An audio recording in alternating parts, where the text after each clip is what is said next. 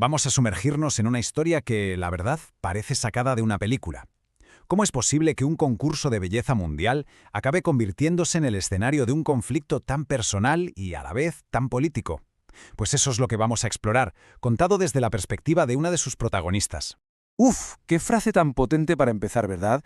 Esto lo dijo Melanie Shiraz, que fue Miss Israel en 2023, y resume a la perfección toda su experiencia en el certamen de Miss Universo. Lo que nos está diciendo es que hay un tipo de guerra que no se libra con armas, sino con imágenes, con relatos y sobre todo con las redes sociales. A ver, ¿qué la llevó a competir en primer lugar? Pues según cuenta, no era solo por la corona. ¿Qué va? Ella quería ser una especie de embajadora cultural para su país, sobre todo en un momento tan complicado. O sea que lo vio como una oportunidad de oro, una forma de, pues eso, de diplomacia cultural, una manera de conectar con un público global gigantesco que a lo mejor solo conoce su país por lo que sale en los telediarios. Pero claro, aquí es donde la cosa empieza a torcerse. Según cuenta Shiraz, todo cambió cuando entró en escena la primera delegada de Palestina en la historia del certamen, que empezó a usar su plataforma para lo que Shiraz entendió que era activismo político. Shiraz sostiene que Miss Palestina difundió información que ella considera falsa. Hablamos de publicaciones que decían que casi 800.000 palestinos habían muerto desde el 7 de octubre o que ciudades como Tel Aviv eran palestinas. Para Shiraz, esas afirmaciones eran atroces y sintió que tenía que responder públicamente. Lo que, claro, elevó la tensión desde el primer minuto. Y aquí, según la versión de Shiraz, es cuando interviene la organización de Miss Universo. Le pidieron a la delegada palestina que retirara su publicación, y para zanjar lo que llamaron el drama, le pidieron a ella que también ocultara su respuesta.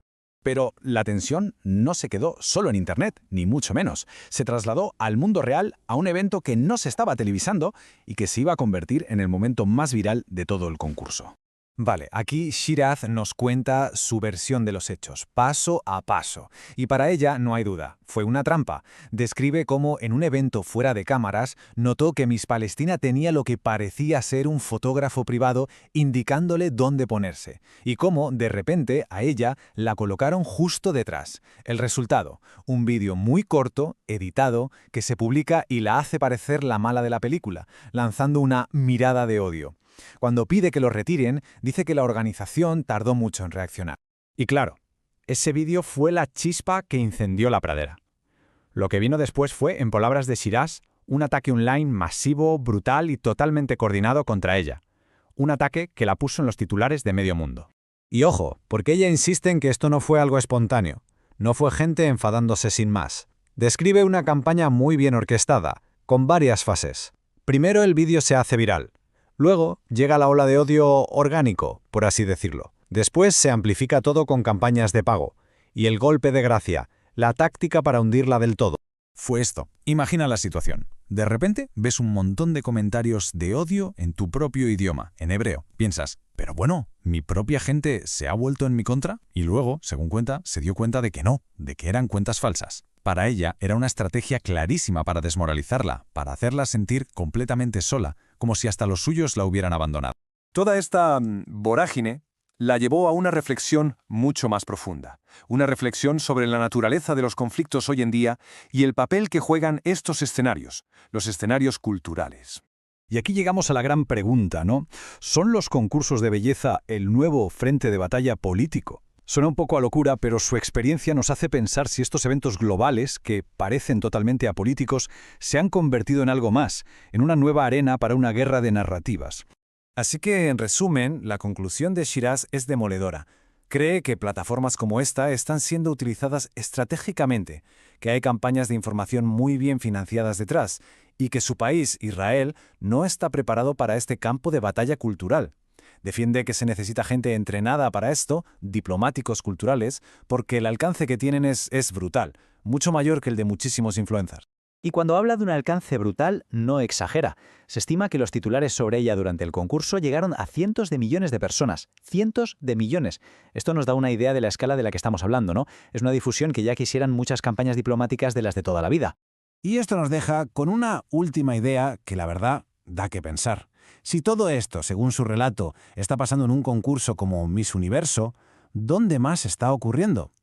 La historia de una Miss podría ser solo la punta del iceberg de una competición global, mucho más grande y a menudo invisible, por conquistar la opinión pública. La transcripción de una larga entrevista a Melanie Shiraz, la que fue representante de Israel en el último certamen de Miss Universo. Y no vamos a hablar de vestidos ni de respuestas sobre la paz mundial. Vamos a meternos de lleno en su versión de los hechos, porque cuenta que vivió una auténtica campaña de manipulación y odio durante la competición. Totalmente. Porque uno piensa en Miss Universo y se imagina un evento cultural, casi de entretenimiento. Pero según el relato que nos proporciona esta fuente, aquello se convirtió en un escenario más de un conflicto geopolítico. El análisis se va a centrar en la tensión que ya describe con la primera delegada palestina en la historia del certamen.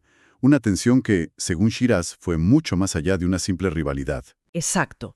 Ella lo califica de guerra.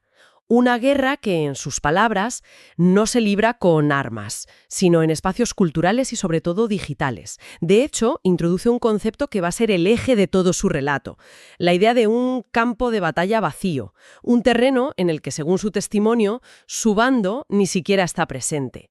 Vamos a analizar las tácticas que describe y las consecuencias que afirma tuvo que afrontar. Pues vamos a ello. Según la entrevista, Melanie Shiraz llega al concurso con una idea muy clara: ser una embajadora de su país, usar esa plataforma para dar una imagen positiva.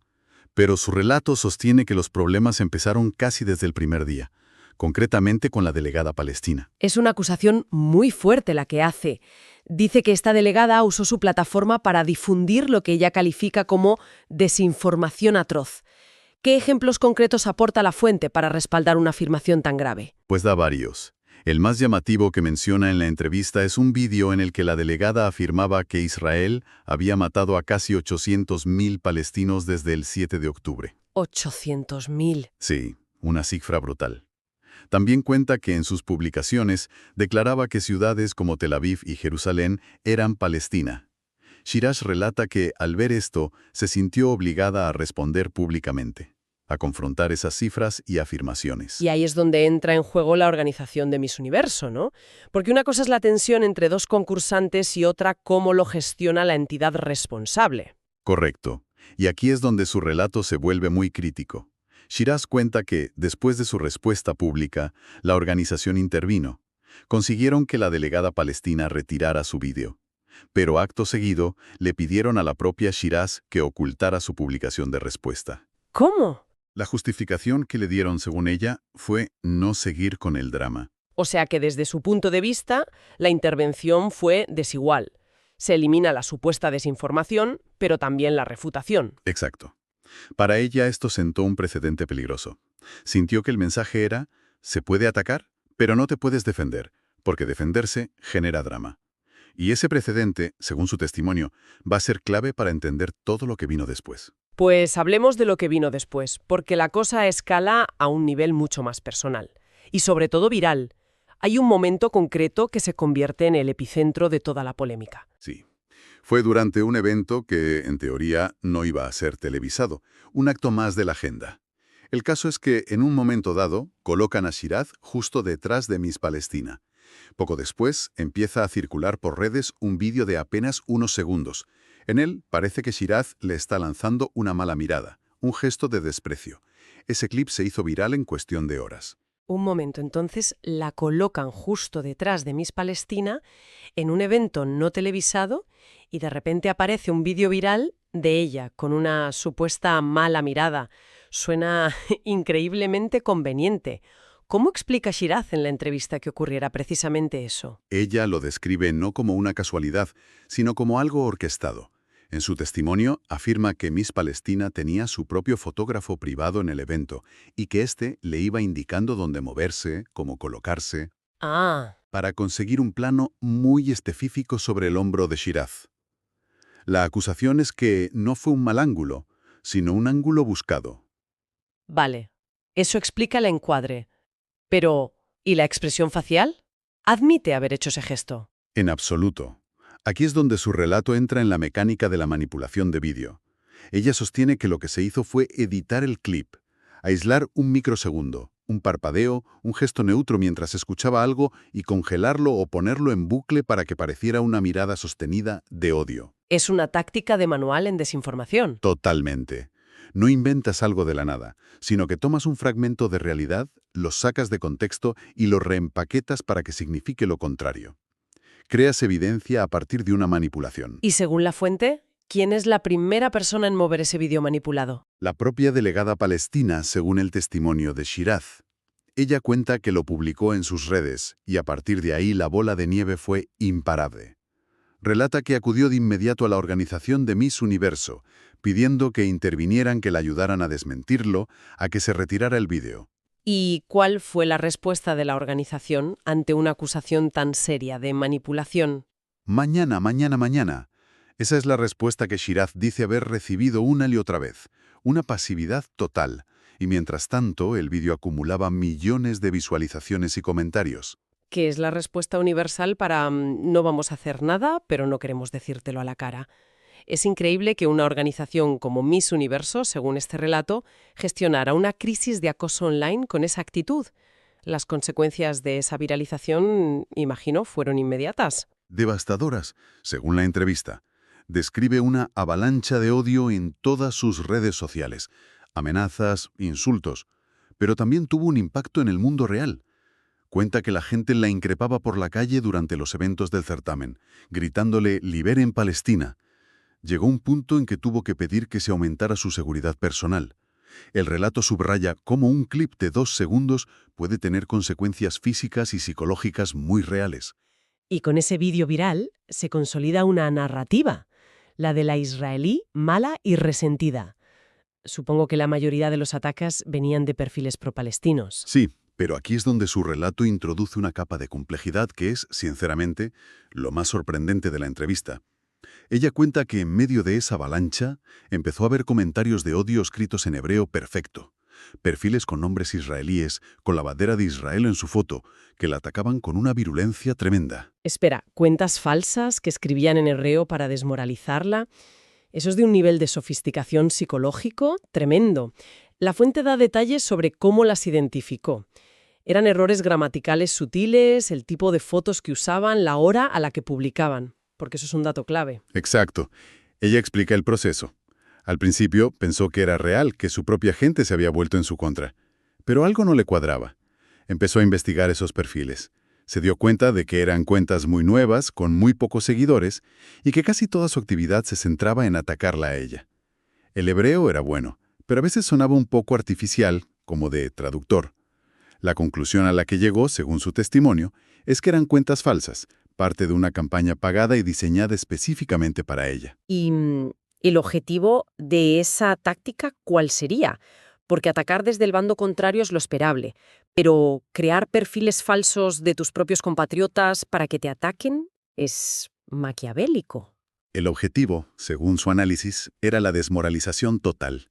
No se trataba solo de generar odio externo, sino de hacerle creer que estaba completamente sola, que hasta su propio país la repudiaba. Es una táctica de guerra psicológica. Si logras que tu oponente sienta que ha perdido el apoyo de su propia base, su voluntad de luchar se desmorona. Ella lo enmarca todo dentro de lo que denomina la maquinaria de propaganda palestina. Cuando usa un término tan cargado como maquinaria de propaganda, la fuente detalla a qué se refiere exactamente. Habla de un gobierno, de una organización concreta. Es interesante porque no lo describe como una entidad centralizada tipo gobierno. Según su visión, se trata más bien de una red descentralizada de activistas, influencers y, como en este caso, operadores privados como un fotógrafo que actúan de forma coordinada. La estrategia no es dar una orden desde arriba, sino crear un efecto de bola de nieve que parezca orgánico, espontáneo, aunque el origen esté perfectamente planificado. Entendido. Y en medio de todo esto, la fuente aporta un dato de contexto sobre la delegada palestina que, para Shiraz, lo cambia todo. ¿Sí? La entrevista menciona que la delegada palestina está casada con el hijo de Marwan Barghouti. Para ponerlo en contexto, Barghouti es un conocido líder de Fatah que está cumpliendo múltiples cadenas perpetuas en una prisión israelí por su papel en ataques que causaron la muerte de 5 israelíes durante la Segunda Intifada. Para Shiraz, ese dato no es una simple anécdota familiar, claro. Para nada. Desde su punto de vista, ese dato convierte la mera presencia de la delegada en el certamen en una declaración política muy potente. Su crítica más dura hacia la organización de Miss Universo es que, según ella, eran conocedores de esta conexión familiar y de todas las quejas que había presentado sobre la desinformación y el acoso. y a pesar de todo, la incluyeron entre las 30 finalistas. Y ella especula en la entrevista sobre por qué la organización actuaría así. ¿Cree que fue por debilidad, por miedo a la polémica, por una cuestión de posicionamiento político? Su teoría es mucho más pragmática y, bueno, cínica. No cree que fuera por ideología ni por debilidad. En sus palabras, fue una pura decisión de negocio. Sostiene que la narrativa palestina está de moda, genera clics e interacción. Vaya. Desde su óptica, la organización vio una oportunidad de generar engagement, de estar en el centro de la conversación, y la aprovechó, sin importar el coste para una de sus concursantes. Es una acusación muy seria. Básicamente que la organización priorizó los clics sobre el bienestar de las participantes. Exacto. Y la entrevista lo contrasta con la propia historia del certamen. Recuerda el famoso momento de hace unos años en que Miss Irak y Miss Israel se tomaron una foto juntas, un selfie que dio la vuelta al mundo como un símbolo de paz y de tender puentes. Lo que la fuente plantea, a través del testimonio de Shiraz, es que una plataforma que antes podía servir para construir, en este caso se habría utilizado para todo lo contrario, para amplificar el conflicto. Con todo este panorama, ¿cómo sale ella de esta experiencia? Porque describe una situación de acoso constante y de sentirse abandonada por la organización. Pues ella misma dice que la experiencia la dejó quemada, pero no derrotada. De hecho, usa una expresión muy gráfica. Siente que todo esto la ha convertido en una reina de belleza guerrera. Sostiene que ya tenía una misión antes de llegar, que era la diplomacia y la defensa de su país, pero que el certamen lo que hizo fue solidificar ese propósito y convencerla de que debía dedicarse a ello a tiempo completo. Y habla de una diplomacia cultural. ¿A qué se refiere con eso? ¿Qué es lo que quiere cambiar? Aquí conecta con un problema que en su opinión es clave. Sostiene que los israelíes que viven en Israel no comprenden del todo la naturaleza del antisemitismo que se vive en la diáspora. Como allí son mayoría, entienden la guerra, entienden el terrorismo, pero no la experiencia de ser una minoría señalada.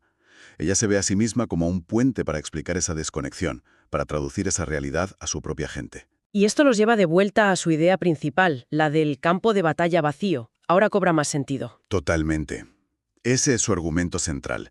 Sostiene que Israel está perdiendo la guerra informativa y cultural global simplemente porque no está participando en ella. Cree que se subestiman estas plataformas culturales, y da un ejemplo muy concreto que se cita en la fuente. ¿Cuál? Compara el apoyo que reciben los representantes de Israel en Miss Universo con el que reciben en Eurovisión. En Eurovisión, todo el país se vuelca. El voto popular es masivo. Se entiende como un asunto de Estado. En cambio, en Miss Universo, el apoyo del público israelí en las votaciones online fue, según ella, mínimo. Para Shiraz, esto es la prueba de que no se entiende la importancia estratégica de estos escenarios. No se dan cuenta de que una reina de belleza puede ser una embajadora tan o más influyente que un diplomático tradicional en la era de las redes sociales. O sea que su objetivo ahora es, por así decirlo, convencer a su propio país de que empiece a librar esa batalla cultural. Exacto, cambiar esa mentalidad. Preparar mejor a los futuros representantes no solo para ser modelos o para dar discursos, sino para ser soldados en una guerra de narrativas. Quiere crear un programa de formación para enseñarles a debatir, a manejar crisis en redes sociales y a entender las tácticas de desinformación a las que se van a enfrentar. Bien, hemos desgranado a fondo el relato de Melanie Shiraz. Desde su perspectiva, es una crónica detallada de una supuesta manipulación digital de campañas de desinformación muy sofisticadas y de una organización que, según su testimonio, priorizó la viralidad por encima de la seguridad de sus concursantes. Sí, y lo que revela esta fuente es un posible cambio de paradigma. Antes, un gesto de paz en un evento así era noticia. Ahora, según el relato de Shiraz, la plataforma misma se convierte en un arma. El objetivo no es tanto ganar el concurso, sino ganar la narrativa. Y ella sostiene que su oponente llegó al certamen con una estrategia mediática ya preparada. Eso es lo que ella presenta como novedoso y alarmante. Y más allá del caso concreto, su historia es un microcosmos de cómo funcionan los conflictos en el siglo XXI. La idea de que espacios que consideramos apolíticos o de entretenimiento, como un concurso de belleza, se conviertan en frentes de batalla es muy potente. Lo es, porque demuestra que ya no hay espacios neutrales. La fuente presenta un caso práctico de cómo estas plataformas pueden ser instrumentalizadas con consecuencias muy tangibles para las personas implicadas. Ya no es una simple rivalidad, es la aplicación de tácticas de guerra informativa en un escenario con focos y vestidos de gala. Y todo esto nos deja con una reflexión final que va más allá del propio concurso. La fuente detalla una campaña increíblemente específica y presuntamente orquestada contra una sola persona. Si damos por cierto su relato de los vídeos manipulados, los fotógrafos privados y las cuentas falsas en hebreo, esto plantea una pregunta inquietante. ¿Cuál? Si se invierte este nivel de esfuerzo estratégico, de planificación y de recursos en un concurso de belleza, ¿qué podemos inferir sobre la escala, la sofisticación y la intensidad de las campañas de información que se están librando ahora mismo en otros ámbitos mucho más importantes y mucho menos visibles?